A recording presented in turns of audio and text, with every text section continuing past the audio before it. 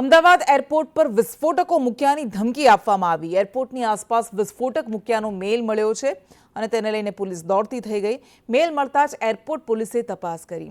Police તપાસમાં આ ધમકી ખોટી સાબિત થઈ છે।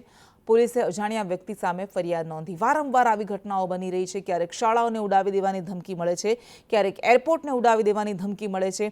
વધુ વિગત સાથે સંવાદદાતા જિગ્નેશ પટેલ જોડાયા છે। જિગ્નેશ, વધુ એક આવી ધમકી। કૃષ્ણ, અવારનવાર આવી ધમકીઓ મળતી હોય છે। કોઈ પણ સંવેદનશીલ જગ્યાઓ કે જેમ કે એરપોર્ટ છે, સ્કૂલ છે, હાઈકોર્ટ છે, એવી અનેક જગ્યાઓને હોસ્પિટલોને આવા ધમકી ભર્યા મેલ મળી રહ્યા છે, જેમાં બ્લાસ્ટ કરવો, વિસ્ફોટકો છુપાવ્યા હોવાની માહિતી આપતા મેલ જે મળતા હોય છે, તેને લઈ સાયબર ક્રાઇમે પણ અગાઉ હૈદરાબાદથી એક મહિલાની ધરપકડ કરી હતી, પરંતુ હજી આ મેલનો સિલસિલો અટક્યો નથી અને ગઈકાલે વધુ એક મેલ અમદાવાદ એરપોર્ટ ઓથોરિટીને મળ્યો હતો, જેમાં એરપોર્ટની નજીક વિસ્ફોટકો પદાર્થ છુપાવ્યા હોવાનો મેલમાં ઉલ્લેખ કરવામાં આવ્યો હતો।